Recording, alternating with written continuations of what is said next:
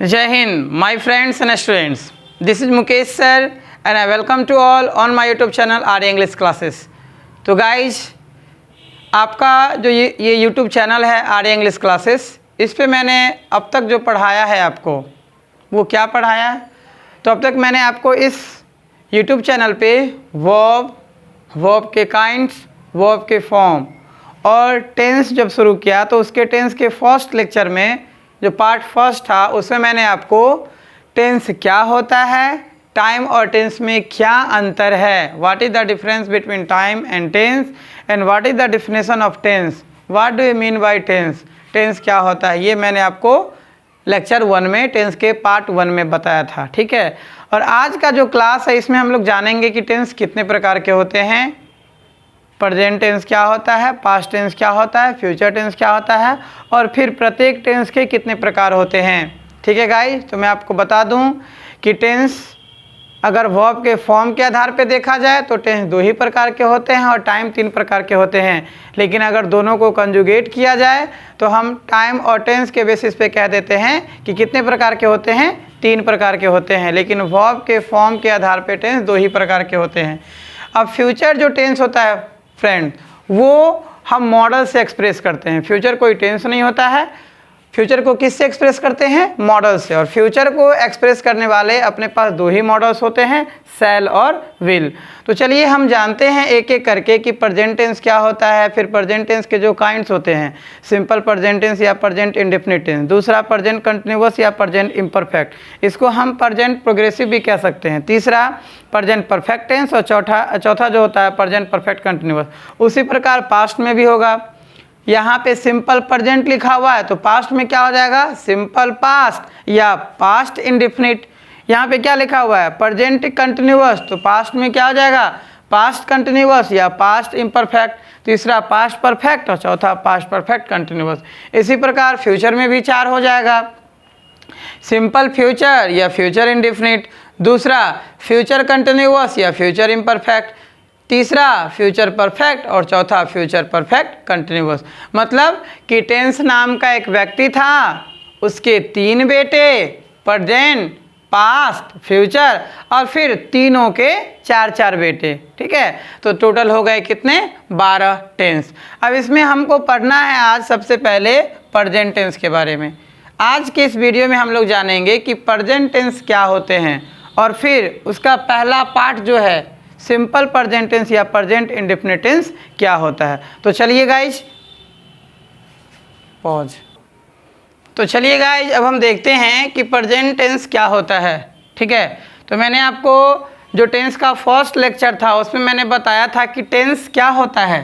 Tense क्या होता है, तो वर्ब का फॉर्म होता है। ठीक है गाइज, तो हम प्रेजेंट टेंस क्या कहेंगे कि वर्ब का वह फॉर्म, वर्ब का वह फॉर्म जो किसी एक्शन और स्टेट के प्रेजेंट टाइम को बताता है, क्या कहलाता है, प्रेजेंट टेंस कहलाता है। फिर से सुनिएगा, वर्ब का वह फॉर्म, वर्ब का वह फॉर्म जो किसी एक्शन और स्टेट के प्रेजेंट टाइम को बताएगा, क्या कहलाएगा, प्रेजेंट टेंस। क्योंकि टेंस का काम क्या होता है, समय को बताना। तो मैंने क्या लिखा कि it expresses the time of present, किस टाइम को बताता है, प्रेजेंट टाइम को। किस चीज़ का टाइम बताता है, तो कोई एक्शन और किसी स्टेट का। जैसे मैं बोल रहा हूँ कि आई गो टू पटना, तो यहाँ पे एक्शन है, कहाँ जाना, पटना जाना, किस समय में, प्रेजेंट में। किससे पता चल रहा है, वर्ब के फॉर्म से पता चल रहा है। तो ये एक्शन हो रहा है और ये एक्शन कब हो रहा है, प्रेजेंट में। तो प्रेजेंट के टाइम को बताया, एक्शन के समय को। आई एम अ टीचर, मैं क्या हूँ, एक शिक्षक हूँ। तो किस समय में शिक्षक हूँ, प्रेजेंट में, वर्तमान में ना। तो एम क्या बता रहा है कि वर्तमान में सब्जेक्ट क्या है, गो क्या बता रहा है कि वर्तमान में सब्जेक्ट क्या कर रहा है। ठीक है गाइस, तो प्रेजेंट टेंस जो होता है वो प्रेजेंट के समय को बताता है। किसकी सहायता से बताएगा, वर्ब के फॉर्म की सहायता से। किसका समय बताएगा, तो एक्शन और स्टेट के समय को बताएगा। अब हम देखते हैं कि प्रेजेंट टेंस कितने प्रकार के होते हैं। तो 4 प्रकार के, कौन कौन, simple present tense, present continuous, present perfect और प्रेजेंट परफेक्ट कंटिन्यूअस। उसका पहला पार्ट अब हम लोग जानेंगे कि सिंपल प्रेजेंट टेंस। अब गाइज यहाँ पे आपके मन में ये भी कन्फ्यूजन हो सकता है कि प्रेजेंट टेंस जो है वो वर्तमान में एक्शन और स्टेट के समय को बताता है। तो प्रेजेंट टेंस के जितने काइंड्स है वो भी तो वर्तमान के समय को ही बताएगा, हाँ वो भी वर्तमान के समय को ही बताएगा, लेकिन सब अलग अलग चीज़ों के समय को बताएगा। जैसे मैं कह रहा हूँ प्रेजेंट इंडेफिनिट टेंस, तो इंडेफिनिट का मतलब होता है फ्रीक्वेंट या परमानेंट। क्या होता है? फ्रीक्वेंट या परमानेंट। तो जो वर्तमान के फ्रीक्वेंट या परमानेंट एक्शन और स्टेट के समय को बताएगा तो वो प्रेजेंट इंडेफिनिट कहलाएगा। जो वर्तमान के टेम्पररी एक्शन के समय को बताएगा वो कंटिन्यूअस कहलाएगा। जो वर्तमान के कंप्लीटेड या फिनिश्ड एक्शन के समय को बताएगा वो प्रेजेंट परफेक्ट कहलाएगा। ठीक है गाइस, तो हम जानते हैं कि प्रेजेंट इंडेफिनिट टेंस क्या होता है। तो चलिए अब हम देखते हैं कि प्रेजेंट इंडेफिनिट टेंस क्या होता है। क्या गाइस? प्रेजेंट इंडेफिनिट, जिसको हम सिंपल प्रेजेंट टेंस के भी नाम से जानते हैं। आपको टेंस में ना 3 ही टर्म ध्यान में रखना है। टेंस में 3 ही टर्म होता है, इंडेफिनिट, कंटिन्यूअस, परफेक्ट। इंडेफिनिट का मतलब होता है परमानेंट या फ्रीक्वेंट, परमानेंट या फ्रीक्वेंट। कंटिन्यूअस का मतलब होता है टेम्पररी या ऑन गोइंग एक्शन, और परफेक्ट का मतलब कंप्लीटेड या फिनिश्ड एक्शन। तो क्या लिखा हुआ है? Present indefinite tense. और टेंस क्या होता है? वर्ब का फॉर्म। तो क्या लिखा मैंने कि the form of a verb, verb का वह फॉर्म जो दिखाता हो, एक्सप्रेस करता हो किस चीज़ को? समय को, क्योंकि टेंस का काम क्या होता है? समय को बताना। अब किस तरह के एक्शन और स्टेट के समय को बताएगा? तो परमानेंट या फ्रीक्वेंट। परमानेंट मतलब अस्थाई, अस्थाई, जो पहले भी होता था, अब भी होता है और फ्यूचर में भी होगा। फ्रीक्वेंट मतलब बार बार होने वाला एक्शन, एक्शन और स्टेट। तो हम क्या प्रेजेंट इंडेफिनिट टेंस से आप क्या समझे? तो प्रेजेंट इंडेफिनिट टेंस वह टेंस होता है जो वर्तमान के फ्रीक्वेंट और परमानेंट एक्शन और स्टेट के समय को बताता है। ठीक, अब जैसे मैं कह रहा हूँ, अब ये फ्रीक्वेंट और परमानेंट को समझ लीजिए। परमानेंट और फ्रीक्वेंट। परमानेंट मतलब जो एकदम अस्थाई हो, अस्थाई, जो यूनिवर्सल ट्रूथ हो, जिसको दुनिया की कोई ताकत नहीं झुटला सकती हो, है ना। और फ्रीक्वेंट, फ्रीक्वेंट तो आप जितना भी यूनिवर्सल फैक्ट्स देखते हैं, सूरज पूरब में उगता है, पृथ्वी सूरज के चारों ओर चक्कर लगाती है, ये सब क्या है? यूनिवर्सल फैक्ट्स है। मैं कह रहा हूँ पानी 100 डिग्री सेल्सियस पे उबलता है, ये क्या है? साइंटिफिक फैक्ट है।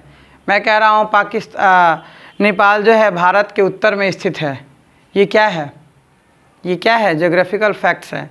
तो जितने भी यूनिवर्सल फैक्ट्स हो, साइंटिफिक फैक्ट्स हो, ज्योग्राफिकल फैक्ट्स हो, जितने भी रूटीन हो, रिपीटेड एक्शन हो, हैबिचुअल एक्शन हो, ये तमाम तरह के जो कार्य हैं, इसको दिखाने के लिए हम किस टेंस का इस्तेमाल करते हैं?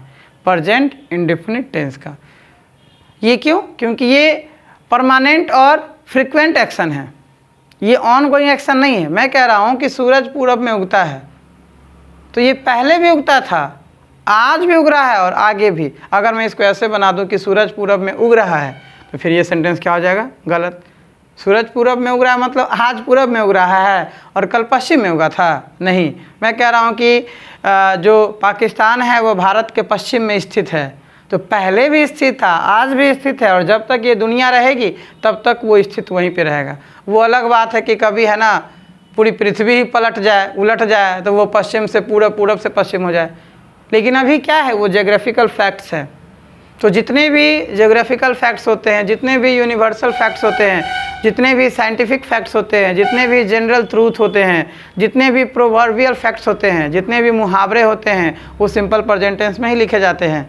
जितने भी आपके रूटीन, वर्तमान में जो रूटीन है, हैबिचुअल एक्शन है, ये तमाम तरह के एक्शन और स्टेट को दिखाने के लिए हम किस टेंस को रेफर करते हैं? प्रेजेंट इंडेफिनिट टेंस या सिंपल प्रेजेंट टेंस। जैसे मैं कह रहा हूँ कि मैं प्रतिदिन वहाँ जा रहा हूँ कि जाता हूँ, तो मैं प्रतिदिन वहाँ जाता हूँ। क्यों? क्योंकि प्रतिदिन लग गया, यहाँ पे प्रतिदिन लग गया। फ्रीक्वेंसी बता रहा है कि काम होने की फ्रीक्वेंसी क्या है? मैं डेली जाता हूँ, मैं कभी कभार जाता हूँ, मैं साल में 2 बार जाता हूँ, मैं महीने में 4 बार जाता हूँ, मैं कभी नहीं जाता हूँ। ये सब क्या है? फ्रीक्वेंसी है। काम कितने बार हो रहा है उसके फ्रीक्वेंसी को बता रहा है। तो अगर किसी सेंटेंस में एडवर्ब ऑफ फ्रीक्वेंसी लिखा हुआ है, अगर किसी सेंटेंस से general truth, universal truth, scientific facts, geographical facts, जितने भी मुहावरे हैं, ये सब अगर सेंटेंस है तो वो सेंटेंस किस टेंस में लिखे जाएंगे? प्रेजेंट इंडेफिनिट टेंस से। अगर हम भूल के भी उस तरह के सेंटेंस को प्रेजेंट कंटिन्यूअस टेंस में लिख देंगे तो वो क्या हो जाएगा? सेंटेंस गलत हो जाएगा। क्यों गलत हो जाएगा? क्योंकि वो परमानेंट या फ्रीक्वेंट एक्शन है, और परमानेंट और फ्रीक्वेंट एक्शन और स्टेट के समय को कौन बताता है? प्रेजेंट इंडेफिनिट टेंस बताता है, ना कि कंटिन्यूअस टेंस। जैसे आप बताइएगा यहाँ पे दोनों में से कौन सा सही है।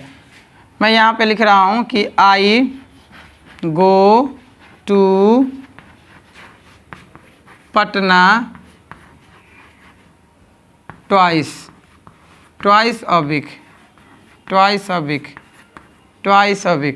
मतलब क्या? कि मैं पटना जाता हूँ सप्ताह में 2 बार। तो ट्वाइस अ वीक क्या बता रहा है? ये क्या बता रहा है? जो काम हो रहा है ना जाने का, इसकी फ्रीक्वेंसी बता रहा है कि कितना बार वो काम होता है। कितना बार? 2 बार। तो अगर इस टेंस को हम प्रेजेंट कंटिन्यूअस टेंस में बना दें, I am going to Patna twice a day, तो फिर ये सेंटेंस क्या हो जाएगा? गलत हो जाएगा। ट्वाइस अ डे या ट्वाइस अ वीक, तो फिर ये सेंटेंस क्या हो जाएगा? गलत हो जाएगा। क्यों गलत हो जाएगा? क्योंकि इसमें एडवर्ब ऑफ फ्रीक्वेंसी का इस्तेमाल किया गया है, और एडवर्ब ऑफ फ्रीक्वेंसी का इस्तेमाल किया गया तो फिर वो कंटिन्यूअस में नहीं बनेगा। क्यों नहीं बनेगा कंटिन्यूअस में? क्योंकि कंटिन्यूअस जो होता है वो ऑन गोइंग एक्शन के समय को बताता है, टेम्पररी एक्शन के समय को बताता है। The action is going on at the time of speaking, वैसे एक्शन जो समय चल रहा है जिसमें बात की जा रही है। तो एडवर्ब ऑफ फ्रीक्वेंसी वाले ये परमानेंट एक्शन और स्टेट के समय को कभी भी हम कंटिन्यूअस टेंस में नहीं बनाएंगे। ठीक है, जैसे मैं बोल रहा हूँ कि the sun rises in the east, कि the sun is rising in the east. तो the sun rises in the east, rising क्यों नहीं लिखेंगे? क्योंकि वो कंटिन्यूअस है। तो परमानेंट एक्शन को हम कंटिन्यूअस टेंस में नहीं बनाते हैं। ठीक है गाइज, तो परमानेंट और फ्रीक्वेंट एक्शन की अगर हम बात करते हैं तो जितने भी यूनिवर्सल फैक्ट्स हैं, जितने भी साइंटिफिक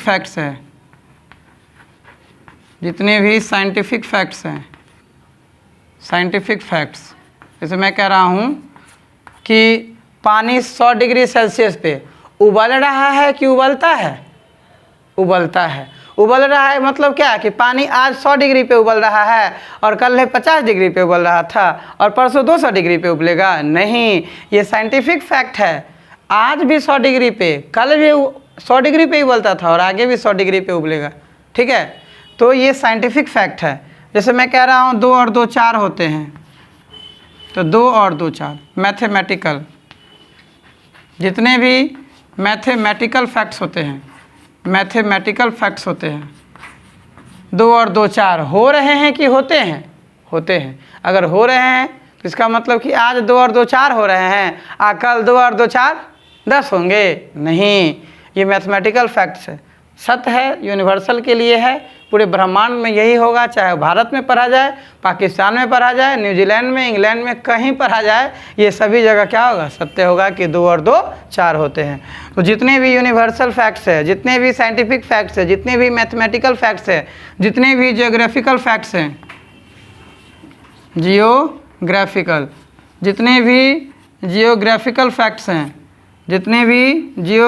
फैक्ट्स हैं, ठीक है,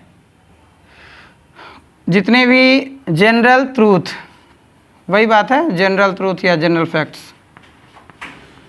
जनरल ट्रूथ, रूटीन, वर्तमान का रूटीन बताना हो, हैबिचुअल एक्शन बताना हो,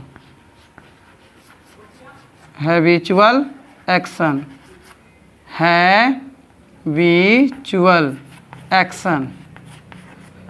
आप जितना भी मुहावरा बोलते हैं ना वो सब इसी में लिखा जाता है। जितना भी मुहावरा होगा, प्रोवर्ब्स, प्रोवर्ब्स, ये सारे किस टेंस में बनेंगे? ये सब के सब जो है सिंपल प्रेजेंट टेंस में बनेंगे। मतलब subject V1 V5 plus object. मैं कह रहा हूँ कि ऑनेस्टी है ना, आप कहते हैं कि honesty was the best policy, कि honesty is the best policy. तो honesty is the best policy, क्योंकि ये प्रोवर्ब है ना, ये मुहावरा है। तो इसको किस टेंस में बनाएंगे? किस टेंस में बनाएंगे? प्रेजेंट इंडेफिनिट टेंस में। वाज लगाएंगे तो वो क्या हो जाएगा? Past indefinite. तो ये जितने भी चीज़ हैं हम सबको किस में बनाएंगे गाइज? तो प्रेजेंट इंडेफिनिट टेंस। ये जितने भी चीज़ है आप ध्यान रखिएगा। अगर रूटीन है, वर्तमान का है, विजुअल एक्शन है, प्रोवर्ब्स है, जनरल ट्रूथ है, मैथमेटिकल फैक्ट्स है, ज्योग्राफिकल फैक्ट्स है, यूनिवर्सल फैक्ट्स है, साइंटिफिक फैक्ट्स है, ये तमाम तरह की चीज़ों को हम प्रेजेंट इंडेफिनिट टेंस में बनाएंगे। ये तो हो गई बात। अब हम जानते हैं कि जब हमको हिंदी से इंग्लिश में ट्रांसलेट करना होगा तो हम कैसे पकड़ेंगे कि सर ये जो सेंटेंस लिखा हुआ है ये प्रेजेंट इंडेफिनिट टेंस का है और हम इसको इस फॉर्मूला से, इस स्ट्रक्चर से इंग्लिश में क्या करेंगे? ट्रांसलेट करेंगे। तो गाइज इसकी एक मेनली पहचान होती है ना। हम इंडिया में हैं, अगर हिंदी से इंग्लिश पढ़ते हैं तो हिंदी हमें आता है और पकड़ लेते हैं कि अच्छा ऐसा वाक्य में अंत में ये रहेगा, तो उसको हम इस स्ट्रक्चर से क्या करेंगे? इंग्लिश में ट्रांसलेट करेंगे। तो कहा जाता है ग्रामेरियन के मत के अनुसार कि जिस वाक्य के अंत में क्रिया जो होगा है ना, क्रिया में तो क्रिया रहेगा उसमें क्या लगा रहेगा? ता है, ती है, ते हैं, ये सब। जैसे वह खेलता है, वह जाता है, वह हंसता है, तुम रोते हो। तो ये जो ता लगा हुआ है, ठीक है, ये सब किस टेंस को रेफर करेगा? प्रेजेंट इंडेफिनिट टेंस को। तो हिंदी में इसकी पहचान क्या हो जाएगी कि क्रिया रहेगा और क्रिया के अंत में क्या लगा रहेगा? ता है, ती है, ते हैं, ता हूँ, ETC। ठीक है गाइज, तो चलिए वो भी देख लेते हैं। चलिए, तो अब हम जो प्रेजेंट इंडेफिनिट टेंस है, सिंपल प्रेजेंट टेंस है, उसको हिंदी में उसकी पहचान क्या होगी और कैसे उसको हिंदी से इंग्लिश में ट्रांसलेट करेंगे वो देख लेते हैं। तो हिंदी में इसकी पहचान होती है ना कि क्रिया होगा, मतलब वर्ब होगा, ठीक है। खेलना, कूदना, दौड़ना, हंसना, उसमें ता लगा रहेगा, ना हटा के। जैसे वह खेलता है ना, मैं खेलता हूँ, वह दौड़ता है, वह हंसती है, तुम रोते हो, ये सब इसकी पहचान होगी। अब पहचान जान गए, सेंटेंस जब हम जान गए, पहचान लिए, तो फिर अब आएगा कि भाई किस फॉर्मूला से, किस स्ट्रक्चर से इसको हिंदी से इंग्लिश में ट्रांसलेट करे, या हिंदी में लिखा हुआ तो उसको इंग्लिश में ट्रांसलेट करे, या इंग्लिश में लिखा हुआ तो इसको उसका हिंदी निकाल लें। तो इसके लिए फॉर्मूला आता है ना, स्ट्रक्चर आता है कि सबसे पहले हमें सब्जेक्ट देना है और उसके बाद V1 या V5 देना है, उसके बाद ऑब्जेक्ट देना है। तो सब्जेक्ट के भी 2 नंबर होते हैं, एक होता है सिंगुलर और एक होता है प्लूरल। ठीक है गाइज, तो यहाँ पे V1 और V5 देने का भी मकसद, चूँकि सिंपल प्रेजेंट टेंस में हम वर्ब के 2 फॉर्म का इस्तेमाल करते हैं, V1 और V5। तो V1 जो होता है ना वो प्लूरल होता है, वर्ब का जो फर्स्ट फॉर्म होता है वो प्लूरल होता है और वर्ब का जो 5th फॉर्म होता है वो सिंगुलर होता है। ऐसे आप दिमाग में रख लीजिए कि दुनिया के वो सारे वर्ब जिसके अंत में S लगा हो या S लगाने से S लग जाता हो, वो सारे के सारे क्या होते हैं? सिंगुलर होते हैं। मतलब जब V1 में हम S या ES जोड़ते हैं ना गाइज, तो हमें क्या प्राप्ति होती है? V5 की प्राप्ति होती है। तो मतलब दुनिया के वो सारे वर्ब, जैसे मान लीजिए गो, यहाँ पे क्या है? V1 है, और इसमें जब ES लगा देंगे तो ये जो नया वर्ब बनेगा, वर्ब का जो फॉर्म बनेगा क्या बनेगा? गोज। तो ये V5 हो गया। क्या हो गया? V5। तो दुनिया के वो सारे वर्ब जिसके अंत में S या ES लगा हो, जिसके अंत में S या ES लगा हो, वो सारे के सारे जो वर्ब होते हैं वो क्या होते हैं? सिंगुलर होते हैं। क्या होते हैं? सिंगुलर। तो जब वर्ब सिंगुलर होगा तो सब्जेक्ट भी सिंगुलर, जब वर्ब प्लूरल होगा तो है ना सब्जेक्ट भी वर्ब, मतलब singular subject singular, verb singular, subject plural, verb plural. अब V1 क्या है? प्लूरल। तो जब सब्जेक्ट प्लूरल होगा तो V1 लगेगा और जब सब्जेक्ट सिंगुलर होगा तो V5 लगेगा। अब ये नाउन और प्रोनाउन के क्लास में मैंने पढ़ा रखा है कि कौन सब्जेक्ट सिंगुलर होता है, कौन सब्जेक्ट प्लूरल होता है, क्योंकि सब्जेक्ट का काम कौन करेगा? नाउन और प्रोनाउन। तो अगर कोई एक नाम है, सिंगुलर है, ही, सी, इट, किसी व्यक्ति का नाम, जितने भी इंडेफिनिट प्रोनाउन होते हैं, जितने भी डिस्ट्रीब्यूटिव प्रोनाउन होते हैं, सारा का नंबर सिंगुलर होता है, तो उसके साथ V5 मतलब S वाला वर्ब लगाएंगे। अब जैसे एग्जाम्पल देख लीजिए 1-2। जैसे मैंने कहा कि वह खेलता है, वह खेलता है, वह खेलता है, ठीक है। तो क्या है अंत में, ता है ना, तो सिंपल प्रेजेंट टेंस है, तो इस स्ट्रक्चर को फॉलो करेंगे। अफर्मेटिव सेंटेंस है तो वह का इंग्लिश क्या होता है, ही, और खेलना का इंग्लिश क्या होता है, प्ले। तो यहाँ पे प्ले लिखेंगे कि प्लेज लिखेंगे, प्लेज लिखेंगे। क्यों, क्योंकि सब्जेक्ट का नंबर क्या है यहाँ पे, सिंगुलर है, तो ही प्लेज। ठीक है गाइज, मैं कह रहा हूँ कि तुम जाते हो, तुम जाते हो, तो यू गो होगा कि यू गोज होगा, यू गो। वह हंसती है, सी लाफ्स। हम लोग खेलते हैं, वी प्ले। पिताजी आते हैं, द फादर कम्स। मैं तुम्हें बुलाता हूँ, आई कॉल यू।